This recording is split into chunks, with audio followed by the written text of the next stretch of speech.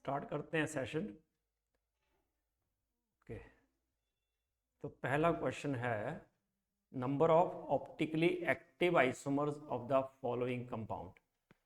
तो अभी याद रखना इसमें कि जब भी ऐसा कोई क्वेश्चन आए जिसमें जनरली आपके सिलेबस में वही होगा जो मीन्स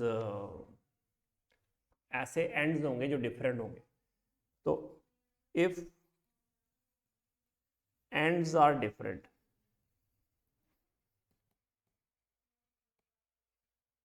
देन जो नंबर ऑफ आइसोमर्स होते हैं ना ऑप्टिकली एक्टिव,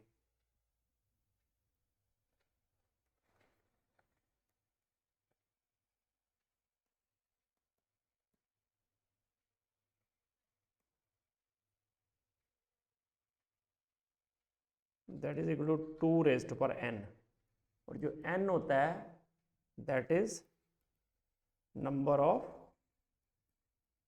कायरल कार्बन्स। ठीक है, अगर एंड सेम हो तो फिर अलग फॉर्मूले होते हैं, उसका अलग से मैंने वीडियो भी बनाया है, पर उससे कोई लेना देना नहीं है क्योंकि जितने भी क्वेश्चंस आते हैं उसमें एंड्स से डिफरेंट होते हैं 12th तक जो क्वेश्चंस आते हैं। इसलिए अगर उससे ज़्यादा आप करते हो उसका कोई यूज़ नहीं है। सिंपल यही फॉर्मूला आपके लिए है 2⁻n। ठीक है, अदरवाइज उसमें 2⁻n-1 2⁻n/2 -1 ऐसे बहुत सारे फॉर्मूला है, बट आपके लिए यही है कि एंड्स देख लेने हैं। देखो इधर एंड में क्या है CHO, इस एंड में क्या है CH2OH, ends are different, so number of optically active isomer is 2⁻n, और n होता है नंबर ऑफ कायरल कार्बन्स या नंबर ऑफ CHO तो कायरल कार्बन। हाँ जी sir C double bond OH। नहीं बेटा, chiral carbon means when carbon is attached to 4 different atoms or groups।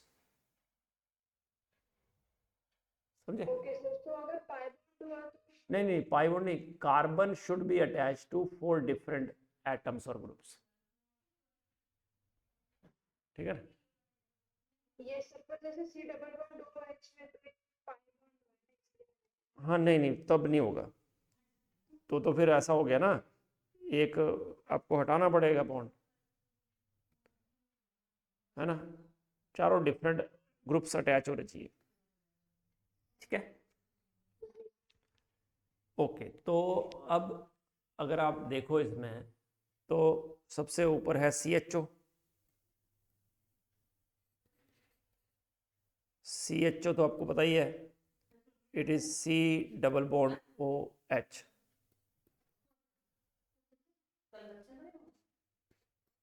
फिर ये क्या है HBr, फिर HOH, फिर अगेन HBr, और C पे HHOH। तो ये दो तो अलग हो गए, ये पहले और लास्ट वाले नहीं है ना कायरल कार्बन। हाँ ये नहीं है, तो ये भी कायरल, ये भी कायरल, ये भी कायरल, क्योंकि इस कार्बन से एक साइड ये पूरा ग्रुप अटैच है, एक साइड HBr और एक साइड ये पूरा। इसके लिए ऐसे आप देख लो, ये पूरा ग्रुप एक हो गया इसके लिए, इसके लिए HBr और ये वाला ग्रुप पूरा। तो इस तरह से there are 3 chiral carbons. Chiral carbon को हम एसिमेट्रिक कार्बन भी बोलते हैं, है ना?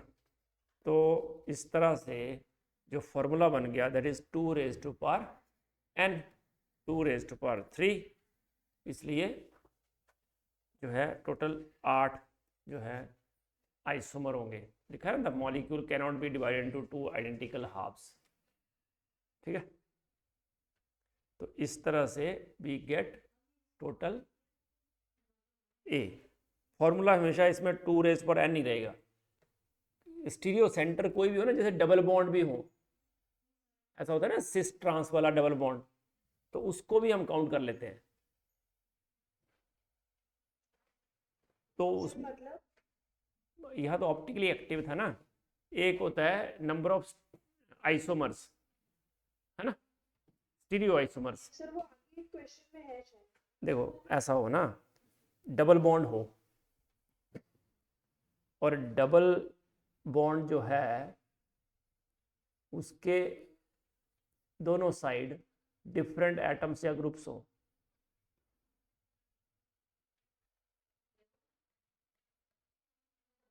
एक की बात हो रही है, इसके ऊपर डिफरेंट एटम या ग्रुप होने चाहिए।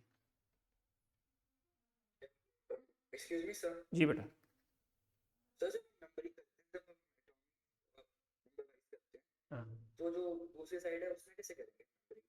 CH3 और CH2 CH3 वाले हैं।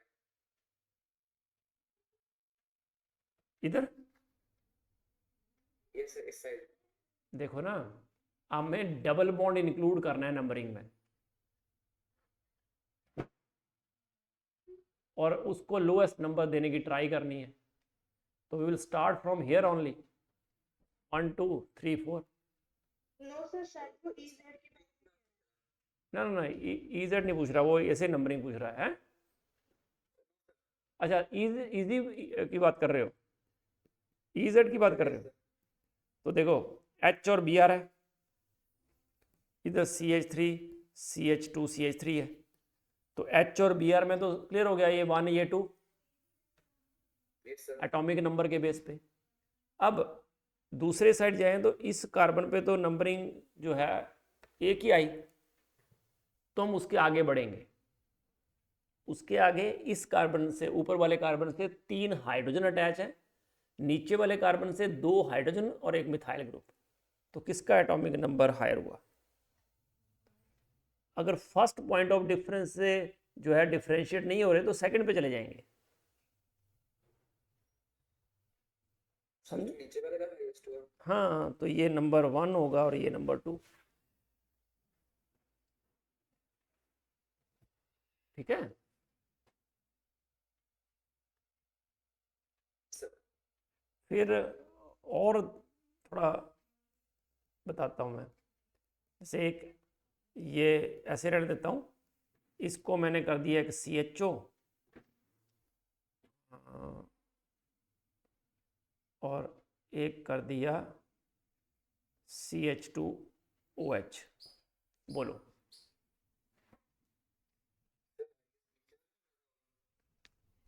अभी देखो इसमें क्या प्रॉब्लम कहाँ होती है।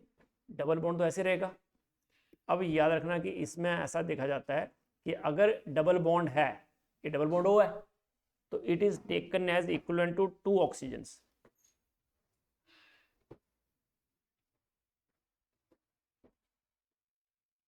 समझा बात को? That is taken as equivalent to 2 oxygens. तो इसका मतलब ऊपर वाला ज्यादा होगा ना। समझे नहीं? यस मतलब double bond O double bond C is equivalent to 2 carbons. जैसे और एग्जांपल लेते हैं, इसको ऐसे रहने देते हैं, इस साइड में कर देता हूँ CH2 CH2 CH2 CH3, और इसको कर देता हूँ C ट्रिपल बॉन्ड CH। बताओ कौन ज़्यादा?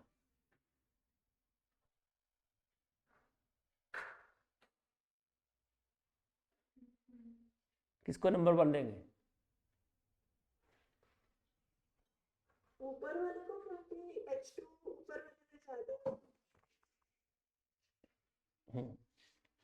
सुनो अभी, अब पहले पॉइंट ऑफ डिफरेंस में दोनों साइड कार्बन है। मैंने क्या बोला? जितने बॉन्ड हैं उतने carbon. C triple bond C था ना, तो it is equivalent to carbon is attach to 3 carbons.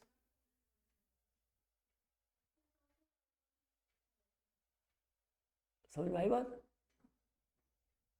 Yes sir.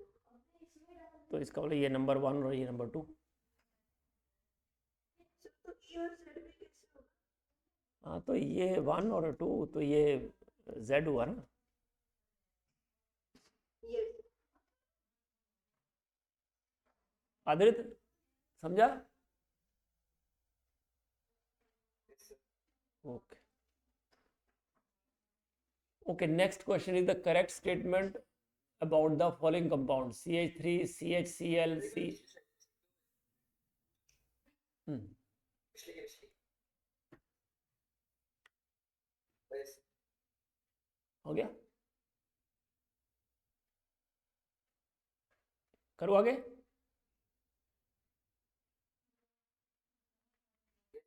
Okay, अच्छा अब देखो, इसमें अगर आप देखोगे तो it is CH3, CHCl, CH double bond CH, CHCl,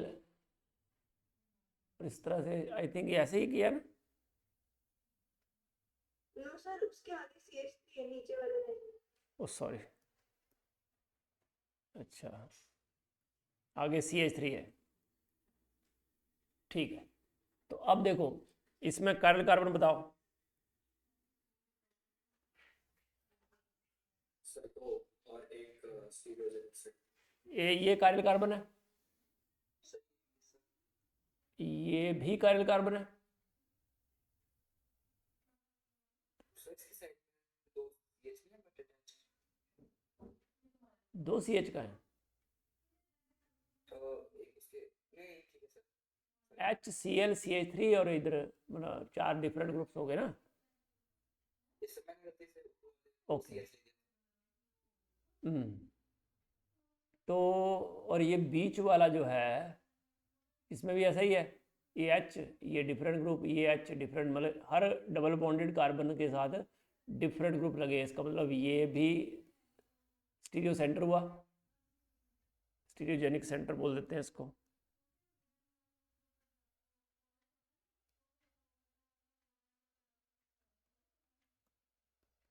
sir stereogenic centre क्या होता है? मतलब जो स्टीरियो आइसोमर बना सके। देखो एक तो ऑप्टिकल आइसोमर, एक ऑप्टिक, हाँ जी काइरल कार्बन जितना होता है वो स्टीरियोजेनिक सेंटर। मतलब स्टीरियो, देखो काइरल कार्बन से क्या बनते हैं, ऑप्टिकल आइसोमर, है ना।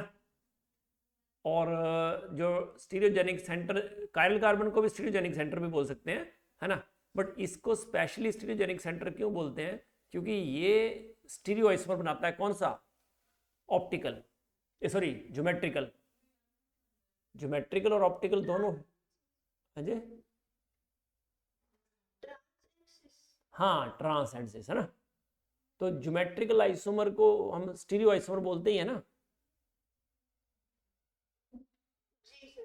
ठीक है। तो अब इसका पहला पार्ट तो हो गया कि स्टीरियोजेनिक सेंटर है, तो जैसे इसने भी लिखा है कि सिस एंड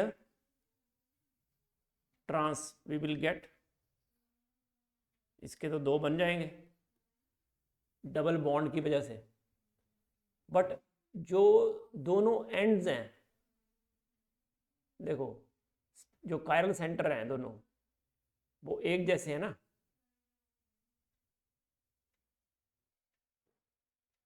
दोनों एक जैसे हैं कि नहीं, एक साइड CH3HCl, दूसरी साइड भी CH3HCl, ठीक है। बट ये जो आपको लिखा ना R और S, उसको कैसे आपको देखना है, देखो वैसे ये इतना अपने काम का नहीं है, RS नॉमेनक्लेचर अब नहीं आता है ये, पर एनाइंशोमर को RS बोलते हैं, मतलब एक को R दूसरे को S। एनाइंशोमर तो समझते हो ना, कायरल कार्बन क्या करते हैं, ऑप्टिकली एक्टिव कंपाउंड बनाते हैं। ऑप्टिकली एक्टिव कंपाउंड कौन से होते हैं, विच रोटेट द लाइट। तो एक नॉन सुपरइम्पोजल मिरर इमेज जो है, एक जो है वो राइट में रोटेट करती है तो दूसरी लेफ्ट में, तो एक R होता है दूसरा S, ठीक है। तो अब देखो अगर मैं इनको नंबरिंग दूं जो पहले दे रहा था, नंबर 1 किसको मिलेगा इस कार्बन के लिए, नंबर 1 किसको मिलेगा? वो क्लोरीन को। वही जैसे EZ में किया था ना, वैसे ही नंबरिंग करनी है। इस काइल कार्बन के अराउंड जो 4 ग्रुप है उनको नंबरिंग करो। इसको 1 दोगे तो इसको क्या दोगे? इसको क्या दोगे? इसको बोलो।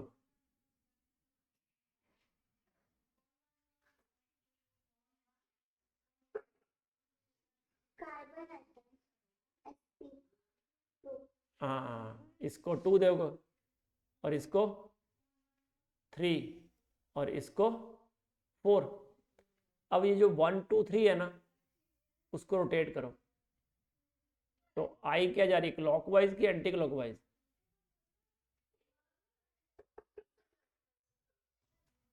Anti clockwise. तो एंटी क्लॉकवाइज जाती है तो उसको बोलते हैं एस। और अब मैं ऐसे करता हूँ, इसको ऐसे करूँ अगर 1 2 3 जाना है ना, 4 को काउंट नहीं करते हैं उसमें। बोलो, ये 1, ये 2 और ये 3, ये 4, ये क्या हुआ? Anti clockwise.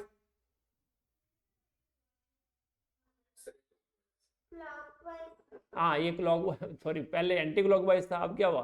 क्लॉकवाइज। तो इसको आर बोलेंगे। समझे? पता चला? हाँ सर। 1 to 2 to 3 जाना है आपको, है ना। और जो लोएस्ट पोजीशन वाला है ना, 4 वाला, that should be vertically, vertical पे होना चाहिए, है ना। तो अगर आई जब 1 to 2 to 3 जाते हैं, वो क्लॉकवाइज रोटेट करे अगर, तो इसका मतलब आर, एंटी क्लॉकवाइज करे तो एस। बस इतना सा फंडा है, ठीक है।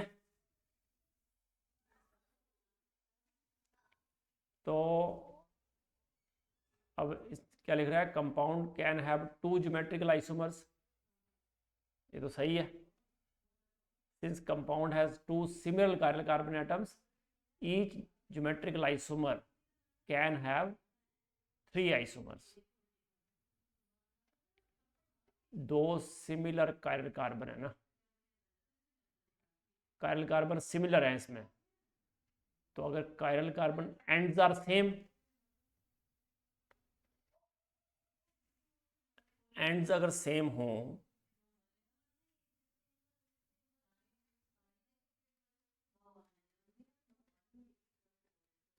तो ये फॉर्मूला लगता है। If ends are same and n is even, मतलब नंबर ऑफ chiral कार्बन क्या हो, इवन।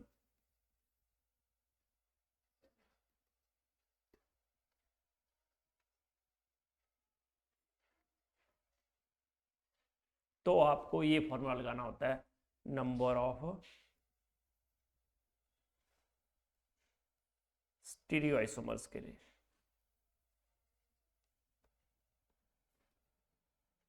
तो क्या है? 2 raised to power 2 minus 1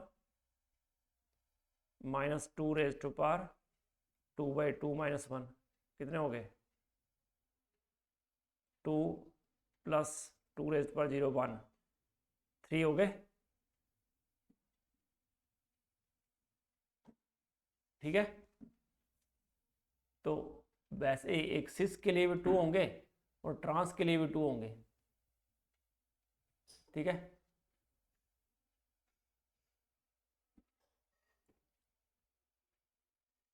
समझे?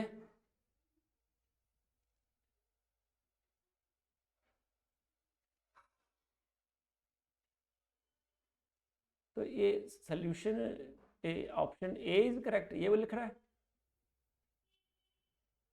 Yes, sir. What about D?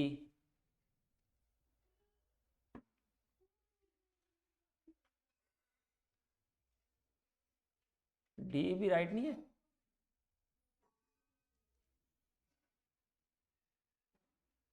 ए तो राइट है ही कि स्टीरियोआइसोमर पॉसिबल होंगे 6 टोटल।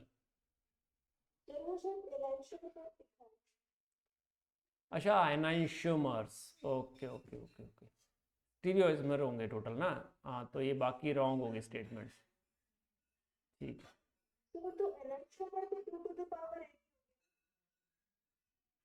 हाँ नहीं नहीं, इसमें 2⁻n-1 हुए ना। देखो ये हो गया मीजो, ये वाला पार्ट, और ये एनाइंशोमर्स, इसमें 2⁻n की जगह 2⁻n-1 नहीं होगा ना। तो अगर तो ये आ जाएगा 2⁻n-1 plus 2⁻n/2 - 1।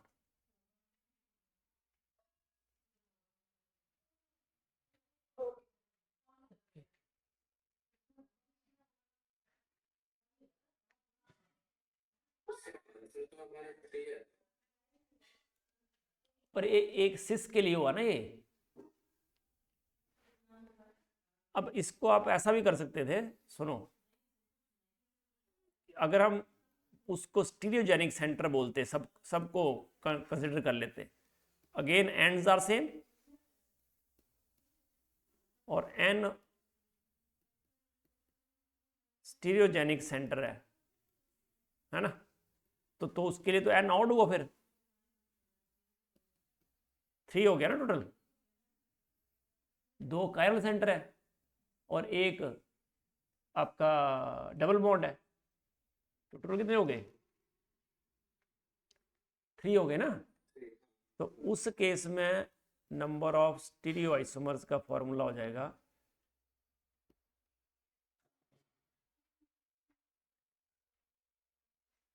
2⁻n-1 plus 2⁻n-1/2। अगर n ऑड है तो, इवन है तो ये होगा।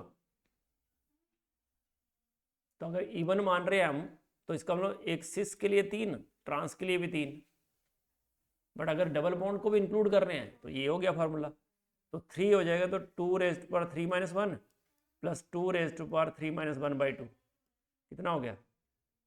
2⁻², 2⁻1, 4 + 2 हो गया 6। तो ये फॉर्मूले मतलब हो ही गए कवर फिर सारे। अगर एंड्स डिफरेंट हैं, सुन लो, तो एक बार मैं फिर अच्छे से लिख लेता हूं। इफ एंड्स आर डिफरेंट, तो जो नंबर ऑफ स्टीरियो आइसोमर्स हैं, that is 2⁻n. What is n? n is number of stereogenic centers. इसमें सारे आ गए, डबल बॉन्ड भी और कायरल सेंटर भी। तो ये हो गया 1। Second, if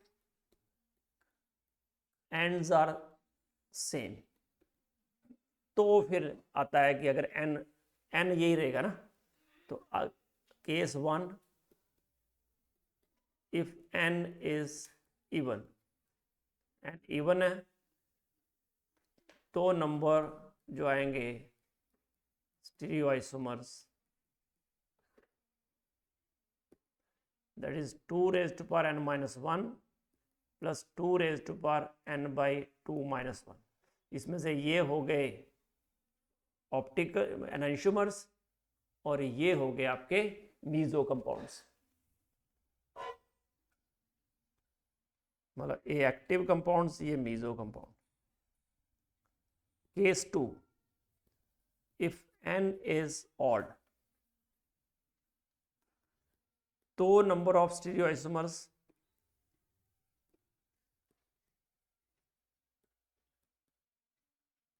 2 raise to power n-1 plus 2 raise to power n-1/2। ठीक है,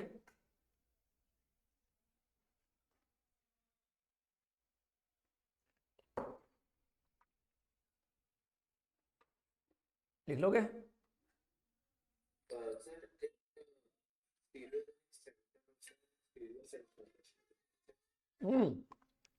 सेम थिंग।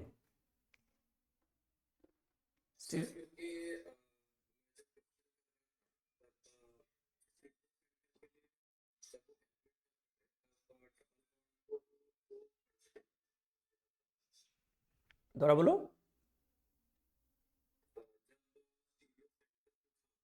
हाँ जी,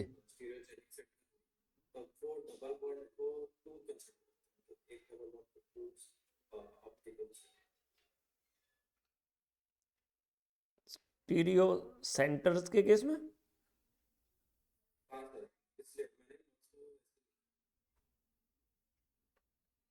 अच्छा, मुझे लगता है कि वो मैंने लिखवाया है।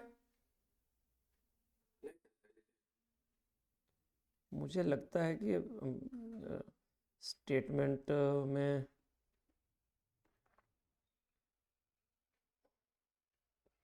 जैसे स्टीरियो सेंटर जो है ना, वो कायरल कार्बन भी स्टीरियो सेंटर है ना, डबल बॉन्डेड कार्बन भी स्टीरियो सेंटर है जिसमें EZ सिस्टम हो, है ना, वो भी स्टीरियो सेंटर माना जाएगा।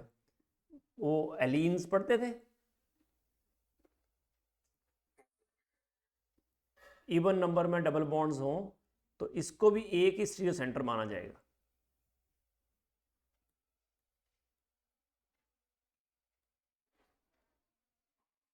याद रखना, इवन नंबर में होना चाहिए, है ना, 2 डबल बॉन्ड या वो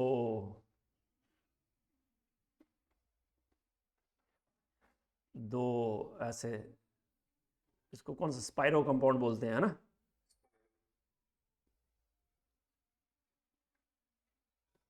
ऐसा हो। सर गूगल पे तो दिया है कि स्टीरियोजेनिक और स्टीरियो सेंटर दोनों सेम ही चीज है। मैं वही बोल रहा हूँ, पर मैं इसको समझा रहा हूँ ये बात ना।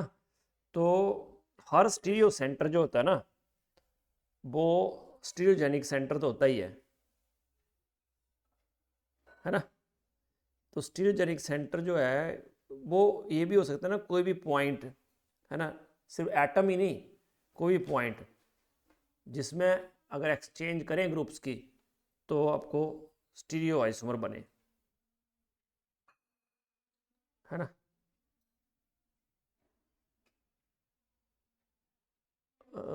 डिफरेंस जो लाई करता है ना स्टीरियो सेंटर और स्टीरियोजेनिक सेंटर में, वो लाई करता है कि स्टीरियोजेनिक जो स्टीरियो सेंटर होता है ना, उसमें तो मैंने आपको गिनवाए, है ना, कायरल कार्बन है, डबल बॉन्डेड कार्बन है, एलीन है, स्पाइरो कंपाउंड। तो कोई भी सेंटर जो स्टीरियो आइसोमेरिज्म कॉज करता है ना। और उसमें भी ऐसे होता है कि कहीं भी एक्सचेंज हो ग्रुप में और स्टीरियो आइसोमर बने, है ना, तो हर स्टीरियो सेंटर जो होता है ना, वो स्टीरियोजेनिक सेंटर तो होता ही है। तो स्टीरियो सेंटर यूजुअली क्या होता है, कोई जैसे कायरल कार्बन है, पर स्टीरियोजेनिक सेंटर जो है कोई भी पॉइंट हो सकता है ना, जो स्टीरियो आइसोमर बना सके, है ना। जैसे ये एग्जांपल लेते हैं, चलो,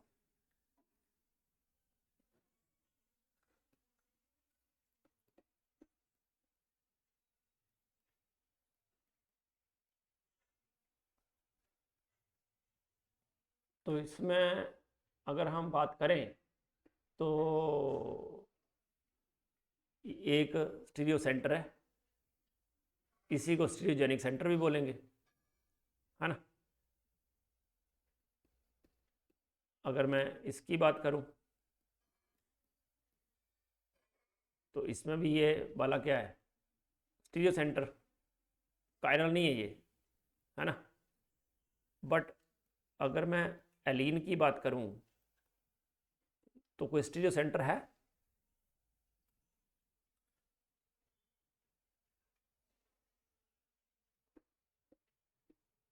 इसमें है कोई स्टीरियो सेंटर?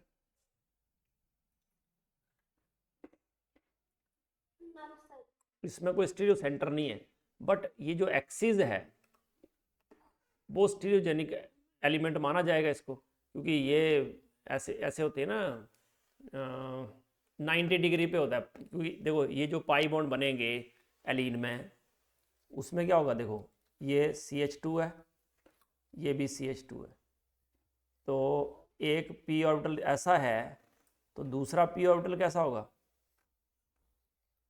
उसके 90 डिग्री पे।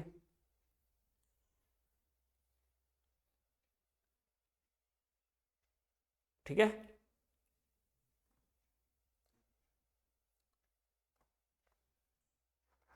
ये डबल बॉन्ड ये मान लिया x एक्सिस पे है, तो दूसरा पाई बॉन्ड कहाँ होगा, y एक्सिस पे। और यहाँ पे अगर डिफरेंट ग्रुप्स लगा दिए तो ये जो है एक्सिस जो है इसमें कायरलिटी है, बट कौन सी कायरलिटी है, एक्सियल कायरलिटी। इसमें कोई स्टीरियो सेंटर नहीं है ना, पर स्टीरियो आइसोमर बन सकते हैं, है ना। तो इसका मतलब इस ये जो एक्सिस है that is treated as stereogenic centre. there is no stereoisomer as stereo center as such, but stereogenic जो एलिमेंट है इज प्रेजेंट। बस एक्सिस जो है, जो एक्सियल कायरलिटी है, एक्सिस जो है दैट इज स्टीरियोजेनिक एलिमेंट बोल सकते हैं इसको। थोड़ा बहुत डिफरेंस पता चला, बट इतने डीप में हमें जाने की जरूरत नहीं है ना। तो नंबर ऑफ स्टीरियो सेंटर्स और स्टीरियोजेनिक सेंटर में बिल्कुल क्या बोलते हैं, हेयर लाइन डिफरेंस है ना, जो इतना उसमें जाने के हमें ज़रूरत है नहीं, है ना। तो जो एक्सियल कायरलिटी है ना वो स्टीरियो सेंटर में इंक्लूड नहीं होती, एलीन वाला पार्ट स्टीरियो सेंटर में इंक्लूड नहीं होगा।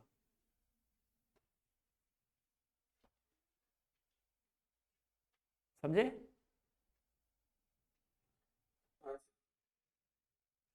सॉरी,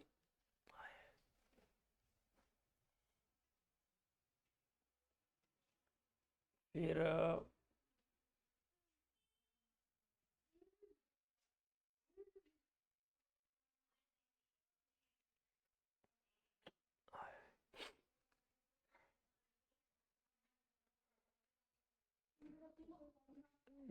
नेक्स्ट है ओके, कैल्शियम कार्बोनेट से कैल्शियम ऑक्साइड और कार्बन डाइऑक्साइड मिल रहा है। Equilibrium constant for the above reaction जो है ये इक्वेशन को फॉलो करता है, natural log of Kp equal to 7 minus 8400 upon T। T is absolute temperature. What do you mean by absolute temperature? Sir, in Kelvin. Absolute temperature means when temperature is measured in Kelvin. तो हमें equilibrium temperature find out करना है if decomposition of calcium carbonate produces carbon dioxide having partial pressure equal to 1 atmosphere। तो अब देखो we will start with कि calcium carbonate solid जो है that will give calcium oxide solid और carbon dioxide gas. अब मुझे बताओ आप कि इक्विलिब्रियम जब आएगा तब ये बोल रहा है कि जो कैल्शियम कार्बोनेट है ना उससे क्या मिलेगा आपको, कार्बन डाइऑक्साइड गैस। इसका इक्विलिब्रियम कांस्टेंट कैसे डिफाइन करेंगे हम, Kp equal to pressure of CO2। ठीक है,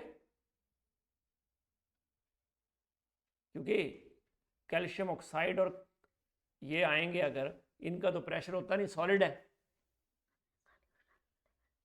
तो Kp जो है that is pressure of CO2 और pressure of CO2 is given to you at equilibrium कितना, ये दिया हुआ है आपको, एटमॉस्फेयर प्रेशर मीन्स 1 एटमॉस्फेयर। तो अगर ये 1 एटमॉस्फेयर है तो Kp बिकम्स इक्वल टू 1। और तो log Kp क्या, log 1 क्या होता है 0, log 1 0 तो नेचुरल log ऑफ 1 भी 0। ठीक है, तो अब नेचुरल log ऑफ Kp जो है दैट बिकम 0। तो खत्म हो गया क्वेश्चन।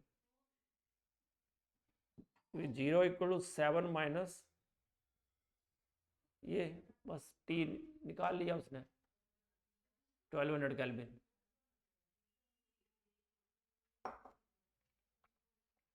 इसमें क्या डाउट आ रहा था साई? समझ नहीं सर, वो मैं थोड़ा सा confused हो गई। अच्छा अच्छा, ये तो इक्वेशन ऑलरेडी उसने गिवन है ना। आप आपका नाम क्या है एक्चुअल में, आपका नाम? सर मेरा हाँ सर सही, हाँ मैं साई वो सही है, ओके जी सर। ठीक है। तो समझ में आ गया आपको? सिर्फ इसमें जो Kp है that is already given to us in terms of partial pressure of carbon dioxide, क्योंकि Kp यहाँ पे होगा जब तो that is partial pressure of CO2 gas only. Yes. Next is polar covalent molecules exhibit dipole moment. Dipole moment is equal to the product of the charge separation and bond length d for the bond. Unit of dipole moment is dBi. 1 dBi is equal to 10 raised to power minus 18 ESU centimeter. तो dipole moment is a vector quantity. It has, अच्छा इसने पूरी information दी है कि what is it has both sir magnitude. इस information के question के साथ कोई रिलेशन नहीं। अच्छा अच्छा, आप लोग पढ़ लेना इसको फिर। सिमेट्रिकल मॉलिक्यूल का जीरो डाइपोल मोमेंट होता है और सिस ट्रांस में यू नो किसका ज़्यादा होता है, सिस और ट्रांस में डाइपोल मोमेंट? सिस का, हाँ। ऑर्थो मेटा पैरा में किसका ज़्यादा होता है? और तो फिर मेटा मुझे तो होता है। हाँ, क्योंकि वो एंगल बढ़ता जाता है। ओके, तो क्वेश्चन है ये कि a diatomic molecule has a dipole moment 1.2 dBi। Dipole moment diatomic molecule का दिया हुआ है इतना, और इसको ESU सेंटीमीटर में कन्वर्ट कर लिया हमने। 1.2 इंटू Yes. 10 रेज पर माइनस 18 ESU सेंटीमीटर, ये हो गया डाइपोल मोमेंट। बॉन्ड लेंथ भी दी हुई है,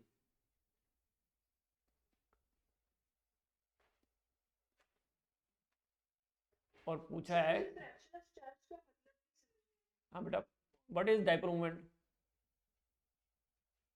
Q into D। Q into D, and what is Q? Charge पर वो 1.8 1.2 into 10 to the power minus 10। रुको, ये जो Q है that is the fraction of the charge, right? जो भी चार्ज होता है इंडिविजुअल में, तो ये म्यू अपॉन डी कर दो, ठीक है। डाइपोल मोमेंट कितना है? 1.2 इंटू 10 रेज़ माइनस 18। अब देखो what is D here, 1.0 into 10 raise to power minus, बोलो, -8। 8। तो ये वैल्यू आ गई आपकी 1.2 into 10 raise to power minus 10, ठीक है। अब आपका आंसर इनको मैच नहीं कर रहा है, इसलिए आप कंफ्यूज हो गए, राइट? Yes। बट ये जो चार्ज है वो किस यूनिट में आया?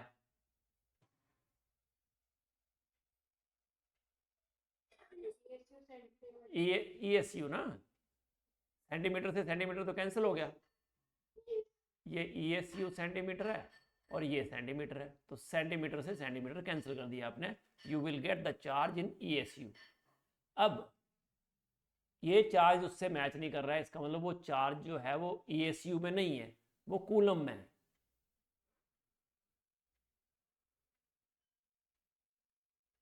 ठीक है ना। अब जो चार्ज होता है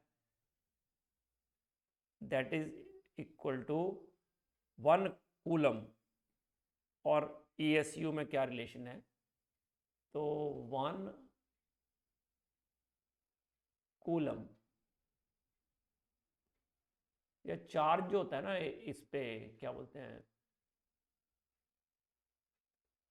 वो इतना एक 1.6 इंटू 10⁻19 कूलम होता है ना जैसे चार्ज, तो वही चार्ज जो होता है दैट इज 4.8 इंटू 10⁻10 ESU, क्योंकि उसने फ्रैक्शन ऑफ चार्ज पूछा है ना, इट इज अ चार्ज। ठीक है, और एक्चुअल चार्ज कितना होता है 4.8 into 10⁻10 ESU, and that is equivalent to 1.6 into 10⁻19 coulomb. ये अगर आपने पढ़ा हो, ये तो पढ़ा है ना, 1.6 into 10⁻19 coulomb charge on the electron. वैसे ही वही चार्ज अगर ESU में लेना हो तो कितना होता है 4.8 इंटू 10⁻10। ठीक है, तो अब ये चार्ज तो आ गया आपके पास, तो एक्चुअली ये चार्ज कितने फ्रैक्शन हुआ उस चार्ज का, एब्सोल्यूट चार्ज का, तो it is 1.2 into 10⁻10, that is the charge right now. और होना कितना चाहिए एक्चुअल में, इतना, तो कितना फ्रैक्शन है उसका, वो आया आपका 0.25। ये 4.8 इंटू 10⁻10 से क्यों डिवाइड किया, समझ में आ गया। ये मैंने लिखवाया नहीं था आपको, ESU में लिखवाया है मैंने, charge on the electron in coulomb और charge of the electron in ESU। नहीं लिखवाया होगा तो ये नोट कर लेना आप। Okay, select the incorrect statement about N2F4 और N2H4। ओके, अब N2F4 और N2H4 में पहली तो बात की NN बॉन्ड तो होंगे दोनों में, NN बॉन्ड होंगे तो ऑब्वियसली इसके ऊपर भी 2 H और एक लोन पेयर, इसके ऊपर भी 2 H और एक लोन पेयर। बट आपको पता है लोन पेयर सेम साइड हो तो दे रिपेल ईच अदर, तो क्या होगा फिर, they are on the opposite side.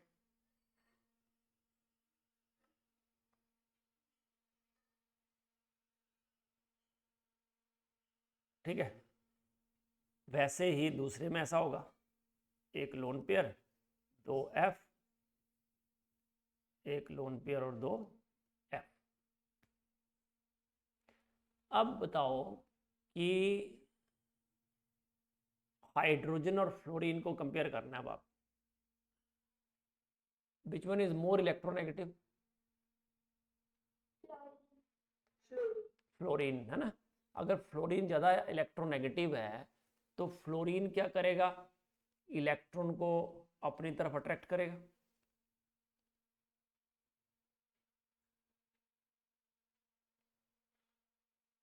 ठीक है, अगर फ्लोरीन इलेक्ट्रॉन को अपनी तरफ अट्रैक्ट करेगा तो जो ये नाइट्रोजन है वो इस लोन पेयर को स्ट्रांगली हेल्ड करेगा ना, खींचेगा ना अपनी तरफ। तो जो नाइट्रोजन है उसकी इलेक्ट्रोनेगेटिविटी क्या हो जाएगी, due to this substituents? Decrease या increase? Because it becomes electron deficient.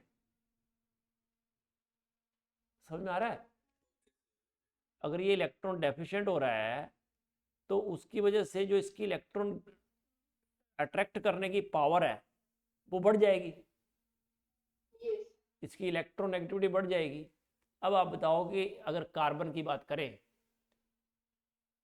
एक कार्बन है sp हाइब्रिडाइज्ड, एक कार्बन है sp2, एक कार्बन है sp3, which one is more electronegative? क्यों?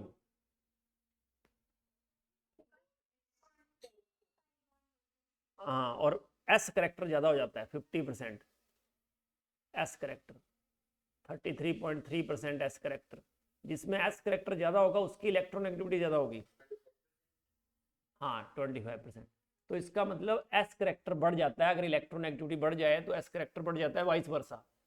तो यहाँ पे हमने देखा कि फ्लोरीन लगने से नाइट्रोजन की इलेक्ट्रोनेगेटिविटी बढ़ रही है, और इलेक्ट्रोनेगेटिविटी बढ़ेगी तो s करेक्टर बढ़ेगा। अगर s करेक्टर बढ़ेगा तो जो कौन सा बड़ा बॉन्ड लेंथ डिक्रीज होगी, क्योंकि आपने देखा होगा कि एक sp हाइब्रिडाइज कार्बन है जो H से अटैच है, एक sp2 हाइब्रिडाइज कार्बन H से अटैच है, एक sp3 H से अटैच है, तो ये CH बॉन्ड की लेंथ कम होती है, याद है?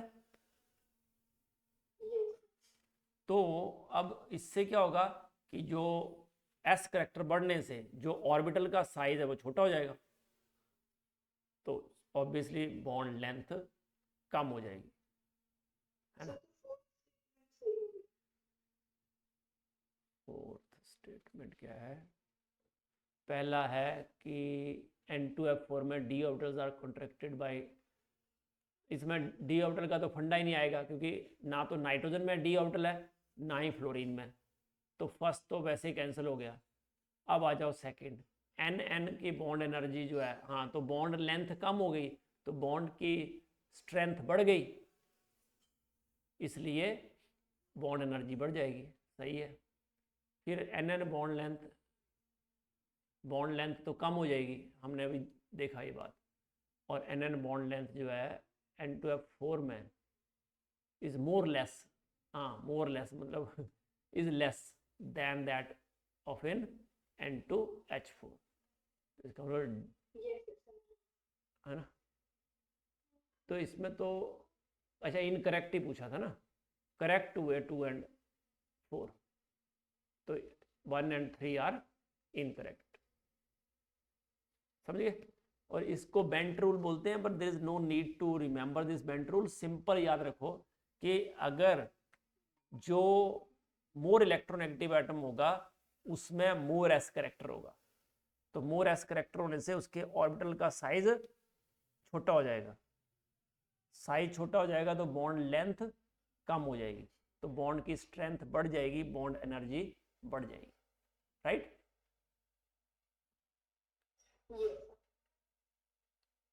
When ethanol and acetic acid, सारे बाकी क्वेश्चन हो गए अपने। When ethanol and acetic acid were mixed together in equimolecular proportion, इक्विमोलिकुलर मतलब इक्विमोलर, एक ही बात हो गई, तो 66% are converted into ethyl acetate. KC calculate करना है, और कैलकुलेट करना है quantity of ester produced if 1 mole of acetic acid is treated with 0.5 mole and 4 mole of alcohol respectively. अच्छा, 3 क्वेश्चन है ये अलग अलग, है ना। पहला है कि इथेनॉल और एसिटिक एसिड मिक्स किए इन इक्विमोलर प्रोपोर्शन, तो हमने इक्विमोलर प्रोपोर्शन ले लिया 1:1, ठीक है ना। तो CH3 COH C2H5OH to give CH3COOC2H5 plus H2. तो initially let us take it as 1 1 equivalent proportion, तो ये 0 0। इक्विलिब्रियम पे क्या होगा, 66% कन्वर्ट हो गया, तो 66% मतलब 0.666, तो इसका एक कम होगा तो इसका भी एक कम होगा, तो जितना कम होगा उतना ये बनेगा।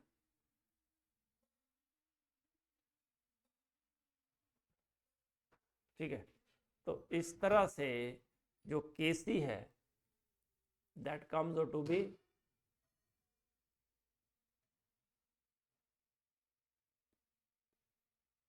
कॉन्सेंट्रेशन इसकी H2O डिवाइडेड बाई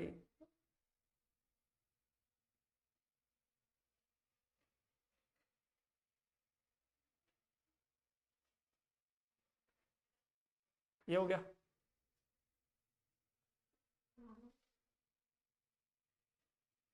तो वैल्यू क्या आ गई, 0.666 इंटू 0.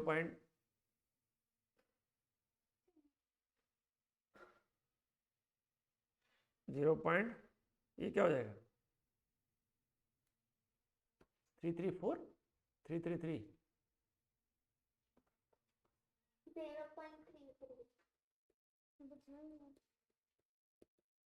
तो ये कितना हो गया, 4। तो पहले का आंसर तो 4 आ जाएगा, इसका मतलब ए और डी ऑप्शन बचे। अब आ जाओ बी पे, सेकंड उस पे कि अगेन सेम रिलेशन लिखो, एक मिनट,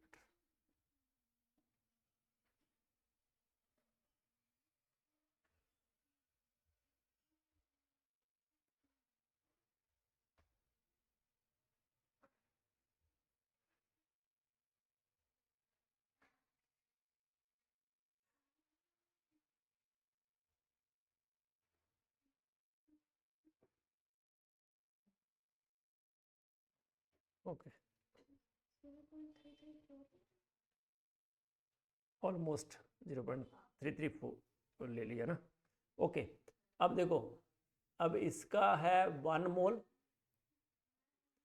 इसका है 0.5, तो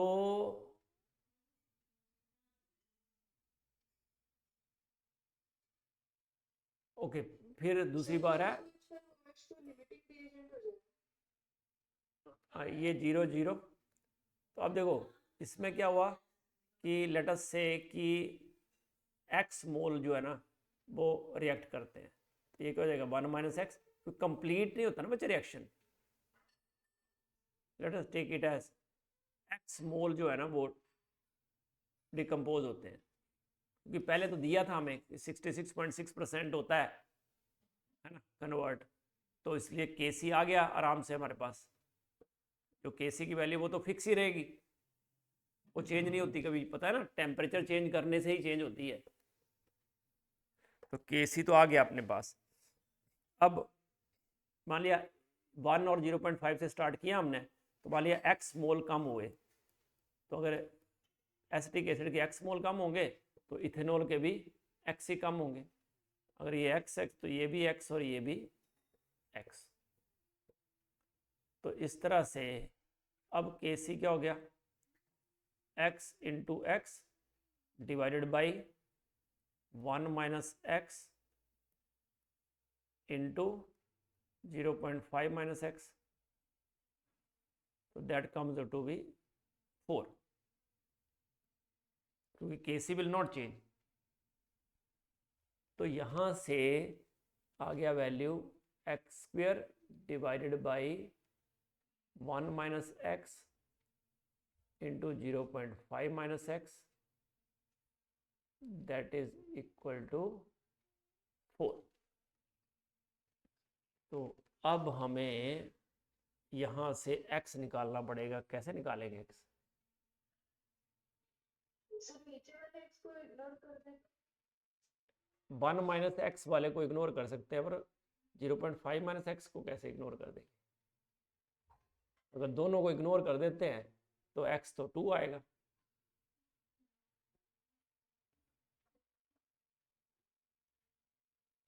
समझे नहीं? सर 0.5 तो बचेगा पर फिर भी आंसर तो बनेगा।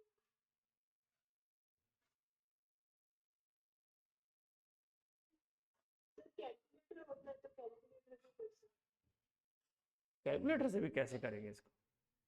चलो ऐसा मान के चलते हैं कि पर एक्स कितना ऊपर, के सी की वैल्यू बहुत कम नहीं है ना बच्चे, के सी की वैल्यू है 4,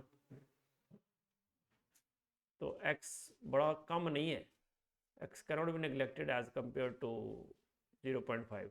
अगर हम नेग्लेक्ट कर भी देते हैं, चलो to make the calculation simple, तो 1 माइनस एक्स भी 1, 0.5 भी 5 इक्वल टू 4, दैट इम्प्लाइज, तो x तो आ जाएगा 1.41। इसलिए बोल रहा हूँ क्योंकि के सी की वैल्यू 5% से कम हो ना, याद रखना ये बात, अगर के सी की वैल्यू 5% से कम हो then we can neglect x as compare to 1 और 0.5,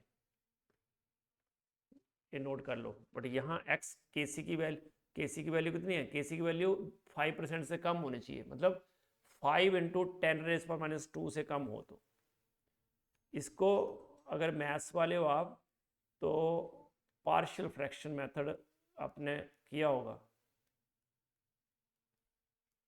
सर कंपैरिजन से भी तो कर सकते हैं। कंपैरिजन से कर सकते हैं, और कैसे कंपैरिजन करोगे?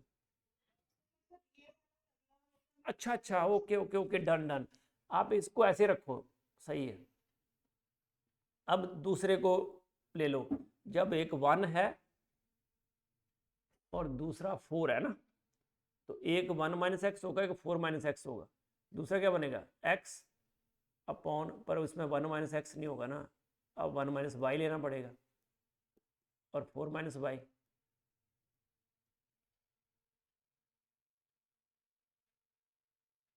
अच्छा, ये यहाँ पे ये x था ना, यहाँ पे क्योंकि अब रेशियो चेंज हो गई, तो ये y² अपॉन 1 माइनस वाई और 4 माइनस वाई होगा,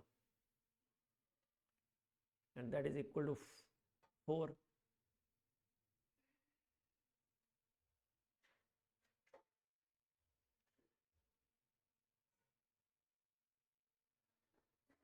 समझे?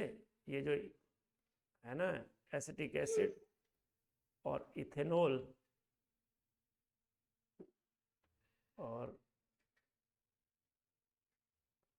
इथाइल एसीटेट प्लस वाटर, तो ये 1 है, ये 4 है इनिशियली, तो after some time it is 1 minus Y, 4 minus Y, ये भी वाई, ये वाई।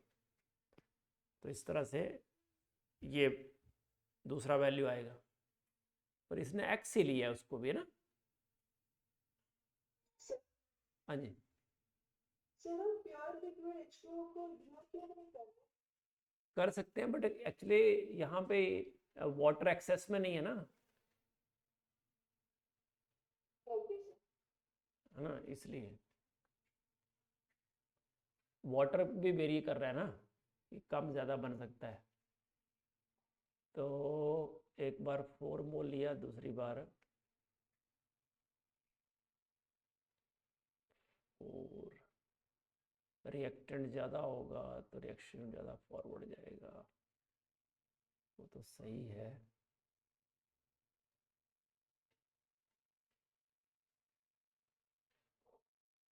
तो ओके, हमें कंपैरिजन x और y में करना है ना, तो x ज़्यादा होगा या y ज़्यादा होगा? देखो, अगर रिएक्टेंट, पहले रिएक्टेंट क्या था? 1 और 0.5, दूसरी बार रिएक्टेंट क्या था? 1 और 4। तो ऑब्वियसली जब रिएक्टेंट बढ़ेगा तो रिएक्शन ज़्यादा फॉरवर्ड जाएगा। समझ में आया? Sir, can you restart by explaining the question? Okay, means from the starting or at this point of time? Yeah, that's the question one. See, question was कि when ethanol and acetic acid were mixed together in equimolar proportion, so let us say equimolar proportion is 1:1. So in this way, question asked us to convert 66.6% of this mixture into ethyl acetate. तो हमने क्या किया, one में से 66% जो है, one का 66% that is 0.666, ये भी वन का 66.6% that is converted two ethyl acetate and water. तो Kc हमने इस तरह से फाइंड आउट कर लिया, that comes out to be 4. फिर हमने क्या किया, हमने अब अगली कैलकुलेशन नहीं करनी है. क्यों नहीं करनी है? क्योंकि it is very tedious calculation. हम क्या करेंगे, हम सिंपल फंडा इसमें यूज़ करेंगे, that acetic acid in the first and second case, in both the cases acetic acid is same 1, but ethanol in the first case it is 0.5 and in the second case it is 4. So that means reactant in the C is more. So if reactant increases, equilibrium जो है that shifts forward. reactant increase करता है तो equilibrium कहाँ shift करता है? Forward, मतलब ज़्यादा फॉरवर्ड जाएगा इक्विलिब्रियम. तो इसका मतलब जो y है और x में कौन ज़्यादा होगा, कौन ज़्यादा इथाइल एसिटेट बनाएगा? ऑब्वियसली यहाँ 4 मोल इथेनॉल है, 0.5 मोल इथेनॉल से 4 मोल इथेनॉल वाला ज़्यादा फॉरवर्ड जाएगा, क्योंकि to keep the equilibrium constant intact. समझ में आई बात? Yes. ये इक्विलिब्रियम तो 4 ही रहेगा, बट रिएक्टेंट हमने बढ़ा दिया तो ऑब्वियसली हमें रिएक्टेंट कम करना पड़ेगा, क्योंकि हमें इक्विलिब्रियम को इंटैक्ट रखना है.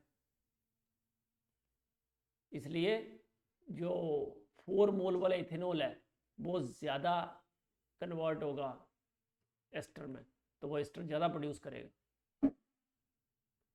इसलिए जो है ये 0.5 मोल वाला जो है इथेनॉल वो कम एस्टर प्रोड्यूस करेगा, 4 मोल वाला ज़्यादा प्रोड्यूस करेगा. ओके, ऐसे इसको कर सकते हैं, मतलब क्वालिटेटिवली. ठीक है, कैलकुलेशंस में नहीं जा सकते, it is very tough calculation, तो लॉजिक से ही करना है. ये समझ आया? वैष्णव भैवी, आपका नाम क्या नाम है आपका? वैभवी. और शुभी भी लिखा है, तो शुभी भी आपका नाम? Yes, sir. चलो, तो मैं शुभी सही है. वैभवी मुझे बोलना टफ लग रहा है, तो मैं शुभी बोलूँगा, चलेगा? Yes, sir. Okay. Next is, ये शायद प्रांशुल आपका है. तो इस क्वेश्चन में क्या लिखा है कि ट्राई मिथाइल एमीन ज्योमेट्री जो है that is pyramidal, but in case trisilyl amine it is planar. तो पहले तो हम ये बात कर लेते हैं कि ये मैंने करवाया है क्वेश्चन शायद.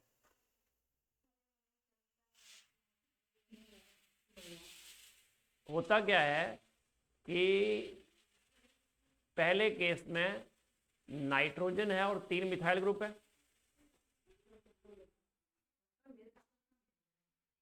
तो we expect second one as the same, कि एक लोन पेयर है और 3 जो हैं वो, sorry, we expect the same shape. हम ऐसे एक्सपेक्ट करेंगे कि ऐसी शेप होनी चाहिए, राइट? ठीक लिख रहा हूं मैं? हाँ सर। क्योंकि 3 बॉन्ड पेयर हैं और एक लोन पेयर है। 3 बॉन्ड पेयर, एक लोन पेयर हो तो पिरामिडल शेप होती है। तो इसकी तो सही लिखी है इसने, इसकी गलत लिख दी है। बट एक्चुअली होता क्या है कि यहाँ क्या है, कार्बन और नाइट्रोजन दोनों के पास ही डी ऑर्बिटल नहीं है। बट अगर हम सिलिकॉन की बात करें तो इसका लोन पेयर तो है और सिलिकॉन के पास वेकेंट डी ऑर्बिटल है। सिलिकॉन पता है 3s 3p और 3d वेकेंट होता है। तो क्या होता है कि नाइट्रोजन का जो लोन पेयर है ना, वो सिलिकॉन को बैक डोनेट करता है इलेक्ट्रॉन। तो यहाँ पे p पाई d पाई बैक बॉन्डिंग बनती है, और ये बैक बॉन्डिंग बनने से क्या होता है कि जो लोन पेयर है that is involve in the formation of pi bond. तो इस तरह से लोन पेयर पाई बॉन्ड का पार्ट बन जाता है। तो lone pair is no longer present on silicon. तो दैट्स वाई नाइट्रोजन सिलिकॉन जो बॉन्ड है वो पार्शियल डबल बॉन्ड करेक्टर आ जाता है और ये हो जाता है प्लेनर। इस तरह से प्लेनर हो जाता है।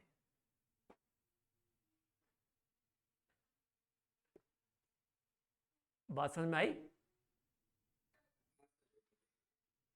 तो नाइट्रोजन यहाँ sp3 था, यहाँ क्या हो गया वो sp2। इससे और क्या हुआ कि जो ये वाला कंपाउंड है ट्राईमिथाइलअमीन, दैट इज मोर बेसिक।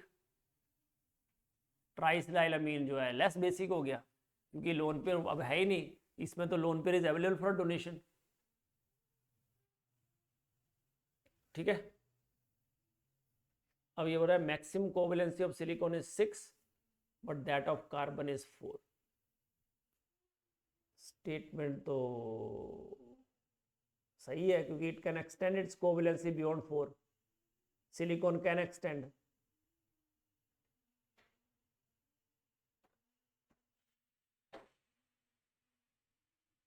मतलब करेक्ट एक्सप्लेनेशन नहीं है, पर आंसर इसका बी होना चाहिए।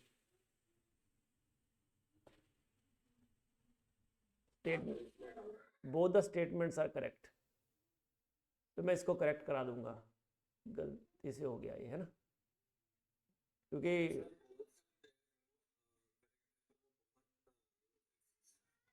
हाँ जी, सर मतलब कनेक्टेड तो स्ट्रांग नहीं है, तो करेक्ट एक्सप्लेनेशन। कनेक्शन नहीं है मतलब, क्योंकि एक्सप्लेनेशन नहीं करेक्ट नहीं है ना यहाँ। जो एक्सप्लेनेशन होनी चाहिए कि सिलिकॉन कैन फॉर्म, मतलब can accept electrons due to the presence of vacant D orbital, है ना? स्टेटमेंट तो ट्रू है, क्योंकि carbon cannot expand its octet, cannot have more than 4 bonds, but silicon can form due to the presence of vacant d orbital.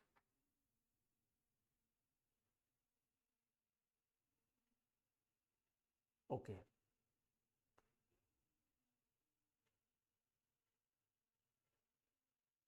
तो next अगला topic करें अब। Time तो हो गया है, और किसी के डाउट है तो आज डाउट ही पूछ लो। So I think one more question and that's it. Okay,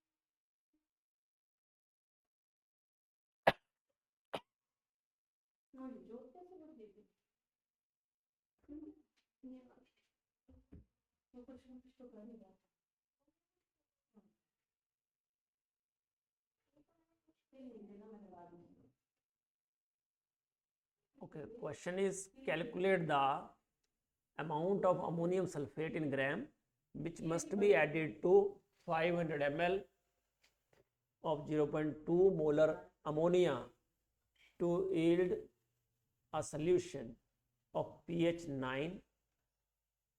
Kb for ammonia is given. अब देखो, सॉरी, अमोनियम सल्फेट है आपके पास, उसका अमाउंट निकालना है।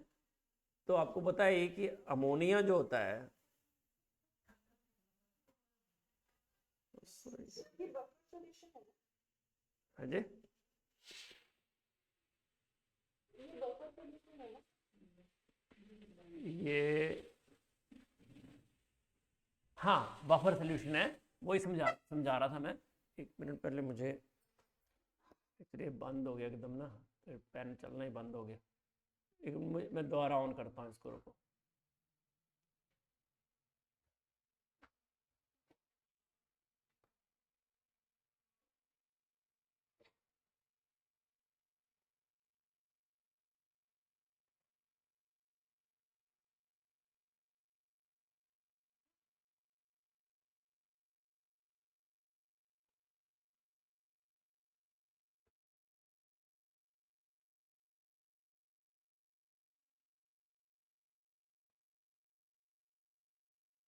डेट क्या है?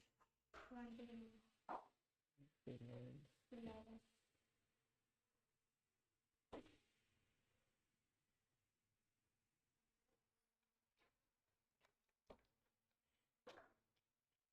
एक मिनट।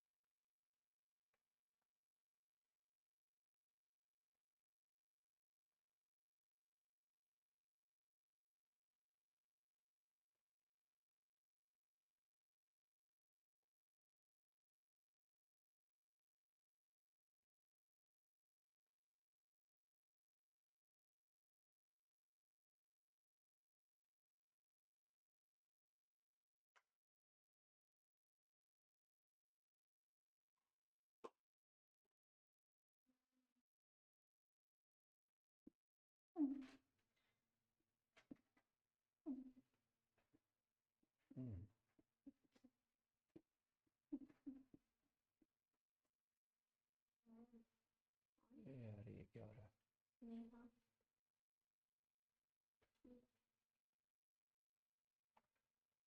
कहाँ गया वो?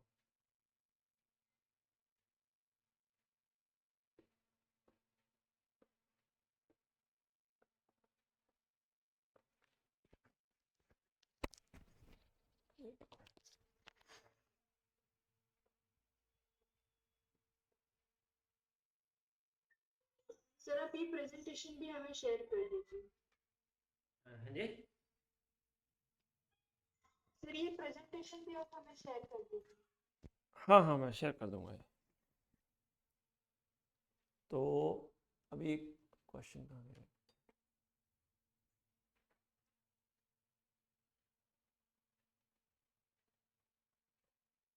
Okay, calculate the amount of ammonium sulphate.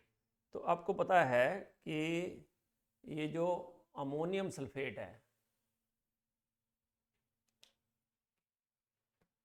ये अगर इसको मैं हाइड्रोलाइज करूं तो व्हाट विल आई गेट? एक तो अमोनियम हाइड्रोक्साइड और दूसरा H2SO4। तो अमोनियम हाइड्रोक्साइड क्या होता है? वीक बेस, और H2SO4 स्ट्रॉन्ग एसिड। इसका मतलब अमोनियम सल्फेट जो है that is salt of weak base and strong acid. तो वीक बेस और स्ट्रॉन्ग एसिड का जो सॉल्ट होता है दैट इज बेसिक बफर। क्या होता है ये बेसिक बफर। तो बेसिक बफर जो होते हैं उसको उसके कौन सा इक्वेशन लगाते हैं हम,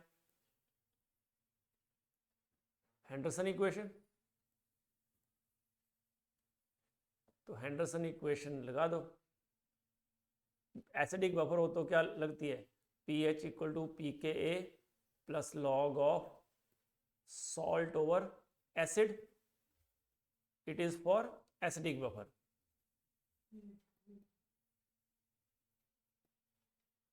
और अगर बेसिक बफर हो तो क्या हो जाता है, P O H equal to P K B plus log of salt over base, और ये होती है फॉर बेसिक बफर। ठीक है।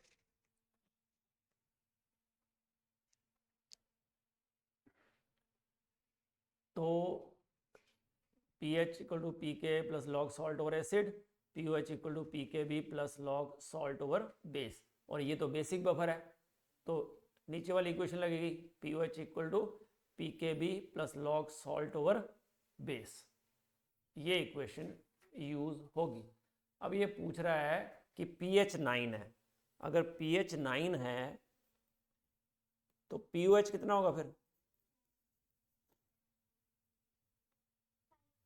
5, क्योंकि P H plus P O H is 14, so POH is 14 minus pH, that is 14 minus 9 means 5, तो POH आ गया अपने पास। दूसरा हमें चाहिए सॉल्ट। अब उसने बोला है कि 500 ml of 0.2 molar ammonia to yield a solution of pH 9, और Kb भी दिया हुआ है, तो Kb से तो Pkb आ जाएगा, वो हो गया काम। अब बचा क्या हमारे पास कि टोटल सोल्यूशन जो है ना वो 500 ml है ना, और उसमें जो अमोनिया है वो 0.2 मोलर है। ओके, अब जो अमोनिया है जब इसको, क्योंकि H2SO4 में डाल रहे हैं तो अमोनियम सल्फेट बनाएंगे, तो इसमें एक्चुअल में जो हाइड्रोलिसिस होती है वो किसकी होती है,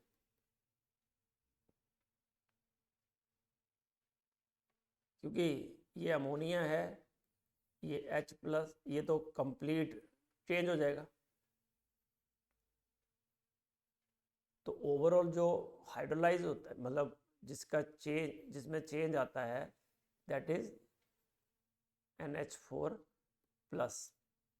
तो इसका मतलब जो हमारे पास सॉल्ट है वो इसने लिखा है कि NH4+ होगा, तो NH4+ की हमें कॉन्सेंट्रेशन निकालनी है।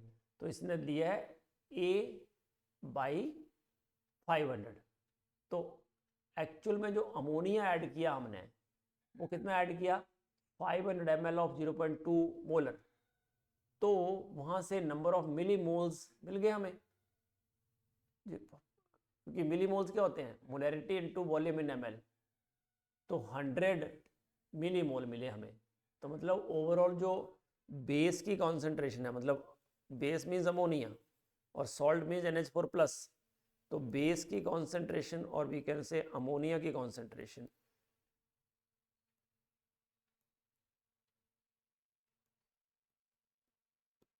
दैट इज इक्वल टू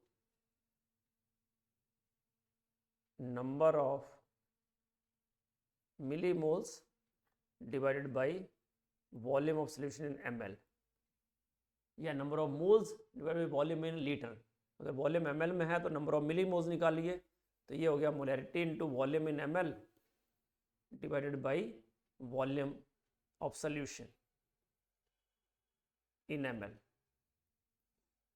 तो अपने पास मोलैरिटी है 0.2, उसका वॉल्यूम है 500 और टोटल वॉल्यूम जो है दैट इज ऑल्सो 500। तो ये आ गया अपने पास 100 डिवाइडेड बाई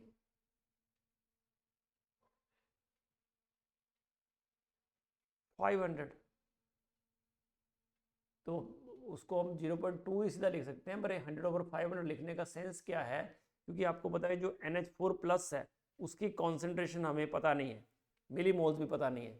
तो हमने NH4+ को कैसे लिख लिया, A/500।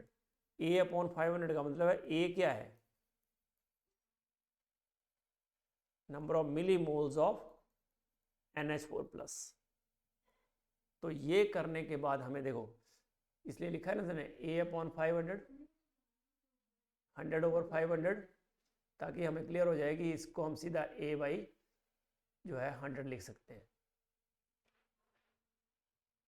ये तो कैंसिल हो जाएंगे। तो यहाँ से A निकाल लिया हमने इसको यूज़ करके, तो A आ गया 200 और वो किस में आया, मिली मोल्स में, तो उसको मोल में कन्वर्ट कर लिया हमने। और मोल में कन्वर्ट करने के बाद तो जितने मोल्स होंगे NH4+ के, तो अमोनियम सल्फेट के कितने होंगे, उसके हाफ, क्योंकि एक अमोनियम सल्फेट में देयर आर 2 NH4+।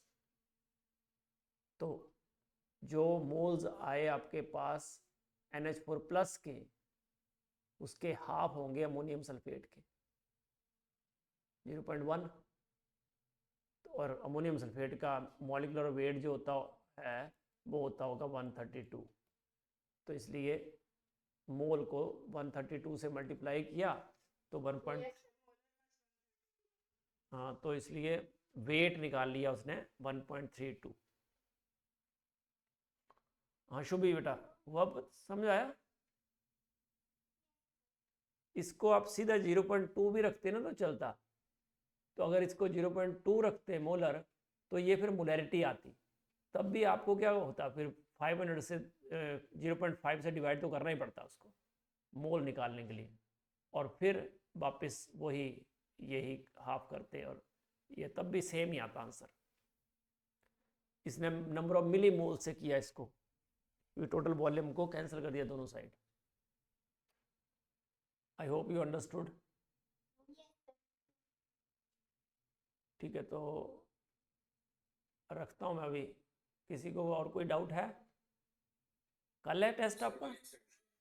आपने सेंड किया? ओके, टेस्ट कब है, कल? Yes, sir. Okay, Pranshul.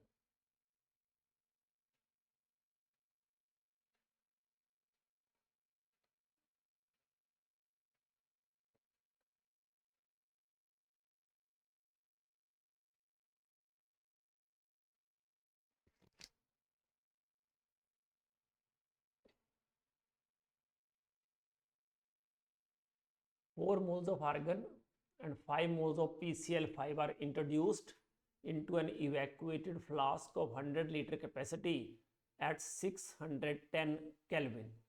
System is allowed to equilibrate.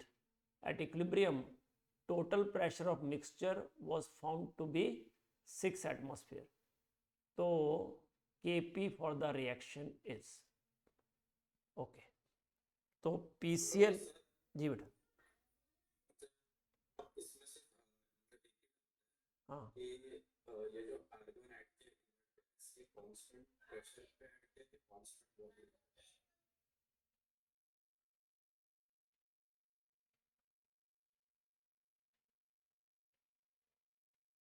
Constant volume. Sir अगर कांस्टेंट वॉल्यूम पे ऐड किया है तो इक्विलिब्रियम पे इफेक्ट नहीं होगा। हाँ, सॉल्यूशन में उन्होंने ये किया उसको यूज किया। 4 moles of argon and 5 moles of PCl5 are introduced into an evacuated flask of 100-liter capacity at 600 Kelvin. The system is allowed to equilibrate. At equilibrium, total pressure of the mixture was found to be 6 atmosphere.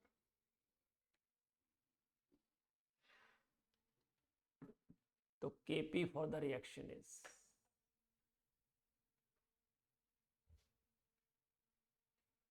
उसमें क्या किया है उसने, sir इन्होंने constant वाली बिल्कुल किया है, कांस्टेंट प्रेशर पे लिया है, इसलिए उसमें कैलकुलेशन इंक्लूड होगा।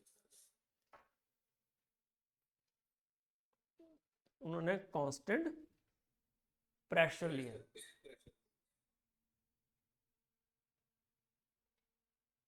क्योंकि उसने पहले कैपेसिटी तो लिख दी है ना कि 100 लीटर कैपेसिटी है।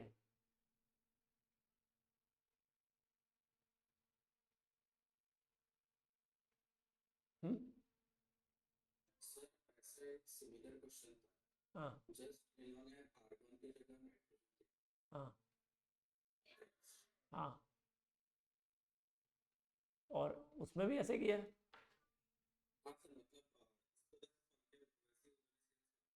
मतलब उस क्वेश्चन में समझते हैं क्योंकि नाइट्रोजन मतलब इतने इनर्ट नहीं आया था हाँ, बट इसमें थोड़ा नहीं नहीं, nitrogen is also inert at room temperature.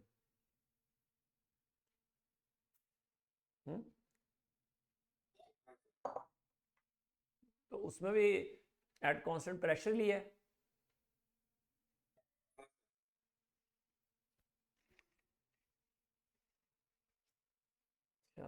Equilibrium पे total pressure of mixture was found to be 6 atmosphere। तो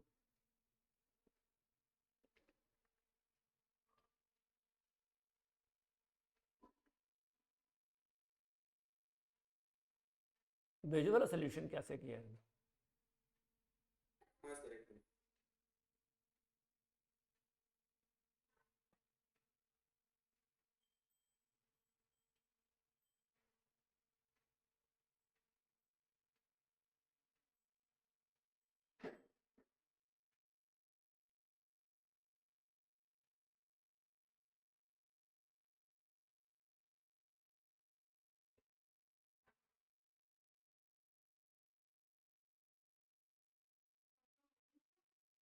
नहीं चल रही।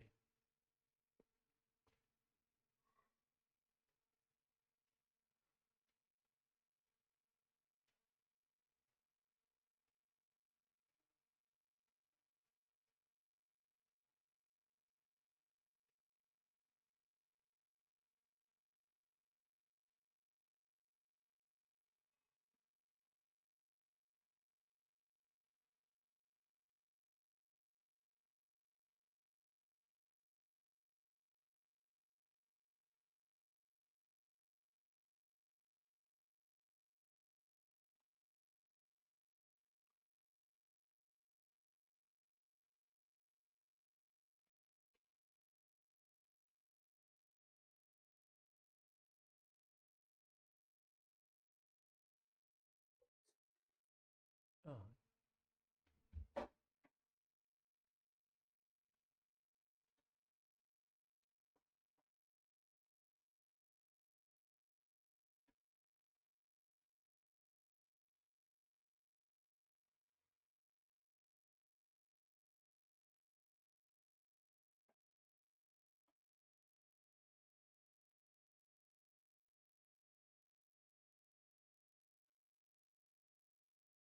ओके, PCl 5 मोल्स ठीक है, आर्गन 4 मोल, तो टोटल प्रेशर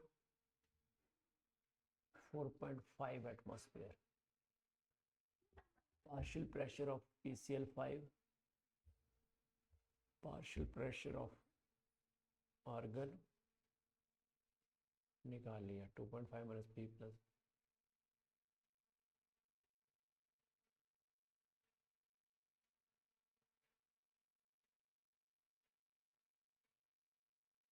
इसमें कहाँ आपको अच्छा आप ये बोल रहे हो कि उसको आर्गन को डालने से क्या फर्क पड़ रहा है ऐसा? सर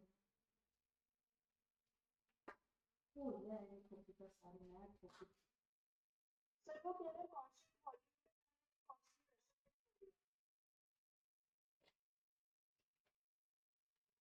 वो Kp निकालना है ना हमें, तो केपी क्या होता है?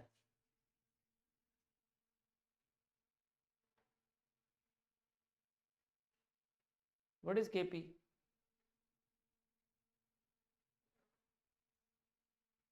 Sir, equilibrium constant. In terms of pressure, equilibrium constant in terms of pressure, है ना। तो हम इसमें जो टोटल प्रेशर होगा उस जब हम पार्शियल प्रेशर निकालेंगे किसी भी गैस का, है ना, तो जो टोटल प्रेशर होगा उसमें प्रेशर ऑफ आर्गन तो ऐड होगा ही ना।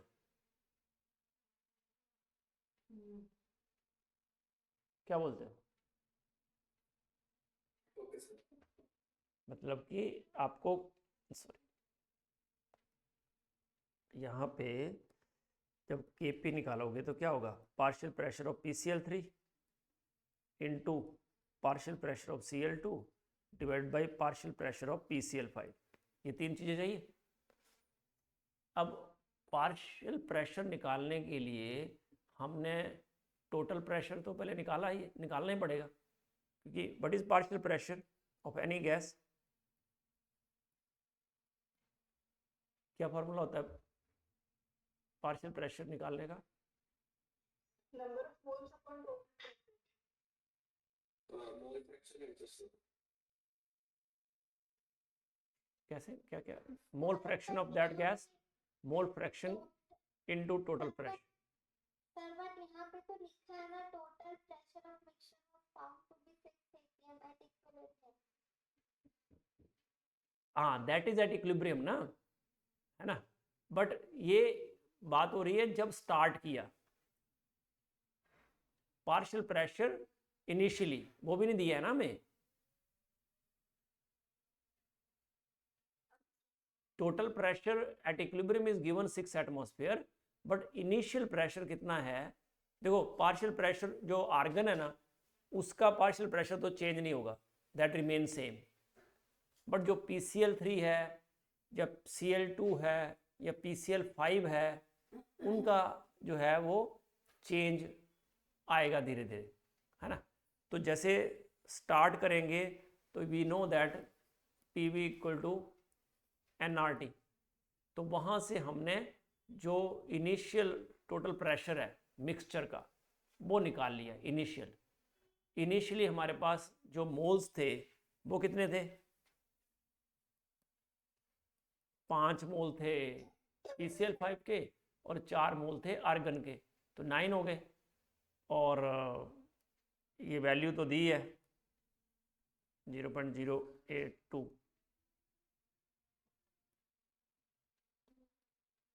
और टेम्परेचर दिया है 610 और जो वॉल्यूम दिया है वो दिया है हमें 100 लीटर। तो वहाँ पे हमने टोटल प्रेशर निकाल लिया ये मिक्सचर का इनिशियली। तो इनिशियल प्रेशर ऑफ जो है वो हमने PCl5 का निकाला पहले। तो मोल फ्रैक्शन जो है वो कितना हो जाएगा? मोल्स हैं इसके 5 और टोटल मोल्स हैं 9 इंटू 4.5। तो ये आ गया पार्शियल प्रेशर ऑफ PCl5। और वैसे ही हमने निकाला partial pressure of argon. Moles हैं 4, टोटल है 9। तो ये इस तरह से हमारे पास आर्गन के पार्शियल प्रेशर आ गया और PCl5 का आ गया। फिर हमने इसको रिएक्शन लिख दिया कि PCl5 gives PCl3 plus Cl2। तो इसके मोल्स है इनिशियली 2.5, इसके 0.0। 2.5 में से मैंने बोला कि P कम हुए तो ये तो इसके बाद अभी सुनो, इक्विलिब्रियम पे ये कंडीशन है। तो अब इक्विलिब्रियम पे टोटल प्रेशर कितना हो गया? 2.5 minus P plus P plus P plus जो आर्गन का है वो तो वैसे ही रहेगा ना। वॉल्यूम कांस्टेंट है, वॉल्यूम फिक्स है, देखो 100। तो अगर ये वॉल्यूम फिक्स है तो आर्गन का जो पार्शियल प्रेशर है वो भी फिक्स रहेगा, वो तो चेंज नहीं होगा। समझ गए? तो ये टोटल प्रेशर दिया हुआ है 6 इक्विलिब्रियम पे, तो 2.5 प्लस P प्लस 2, तो कितना हुआ P? आ गया 1.5। तो इसका मतलब इक्विलिब्रियम पे ये बच गया 1 और ये 1.5। ठीक है, और इस तरह से Kp आ गया 1.5 into 1.5 upon 1, 2.25। Volume is constant, volume change नहीं हो रहा है, बट और इसीलिए पार्शियल प्रेशर आर्गन का रिमेन सेम, वो भी चेंज नहीं हो रहा है। समझ गए? कांस्टेंट वॉल्यूम का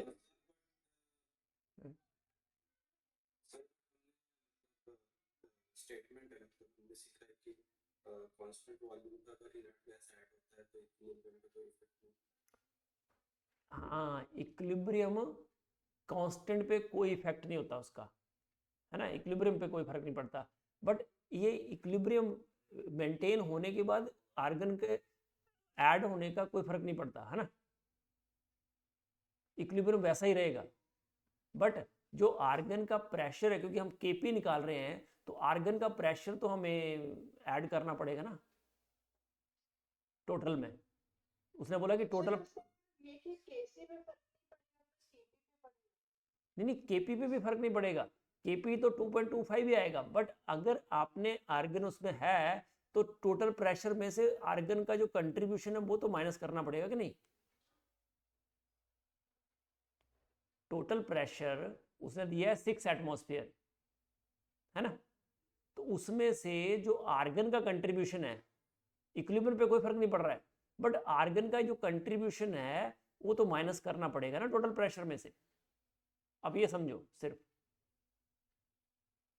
कि हमें Kp निकालने के लिए PCl3, Cl2 और PCl5 का पार्शियल प्रेशर चाहिए, सही है। तो अगर उसमें आर्गन प्रेजेंट है तो जो आर्गन का प्रेशर में कंट्रीब्यूशन है वो तो हमें माइनस करना पड़ेगा कि नहीं। आर्गन वहां पे प्रेजेंट है, तो अगर नहीं भी होती ना तो भी Kp सेम ही रहता। बट अगर आर्गन वहां है तो आर्गन का जो पार्शियल प्रेशर है that should be subtracted from the total pressure, क्योंकि हमें टोटल प्रेशर किसका चाहिए, PCl5, PCl3 और Cl2 का। बट वो टोटल प्रेशर दे रहा है इस मिक्सचर का, तो उसमें से हमें जो आर्गन का है वो तो कंट्रीब्यूशन हटाना पड़ेगा ना। इतना सा रोल है, आर्गन का पार्शियल प्रेशर चेंज नहीं हुआ, देखो जितना ऊपर था उतना ही है नीचे भी, that will remain same. PCl5 का चेंज हुआ, PCl3 का चेंज हुआ, Cl2 का चेंज हुआ पार्शियल प्रेशर, बट जो टोटल प्रेशर आया उसमें से आपने आर्गन का कंट्रीब्यूशन माइनस किया है, बस इतनी सी बात है।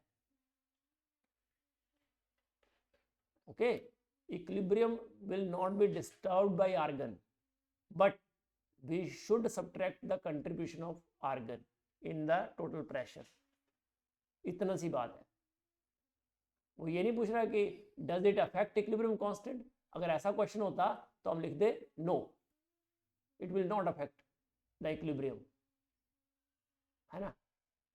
और इक्विलिब्रियम तो हो गया सेटअप, अब वो पूछ रहा है कि Kp कितना है, उस इक्विलिब्रियम की वैल्यू कितनी है, तो उसको निकालने के लिए मैंने कैलकुलेशन की है सिंपल। ओके, वो Kp को चेंज नहीं कर रहा है, अगर अब्सेंट भी होता ना आर्गन तब भी Kp की वैल्यू 2.25 ही आती।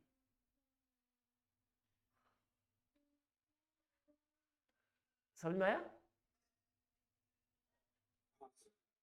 ये है। बाकी इसमें कोई ऐसा जो आप बोल रहे हो ना कि कांस्टेंट वॉल्यूम है तो आर्गन को डालने से कोई फर्क नहीं पड़ेगा, सही बात है, बट जब पार्शियल प्रेशर निकालने हैं हमें PCl5 PCl3 Cl2, तो टोटल प्रेशर में से उसका कंट्रीब्यूशन माइनस करना पड़ेगा। और पार्शियल प्रेशर ऑफ PCl5 हमें चाहिए तो हमें टोटल प्रेशर आर्गन का भी लेना पड़ेगा,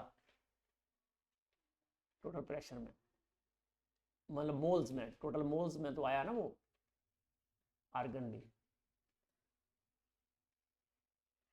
ओके ओके सर। ठीक है, तो इतना रखते हैं आज। ये freedom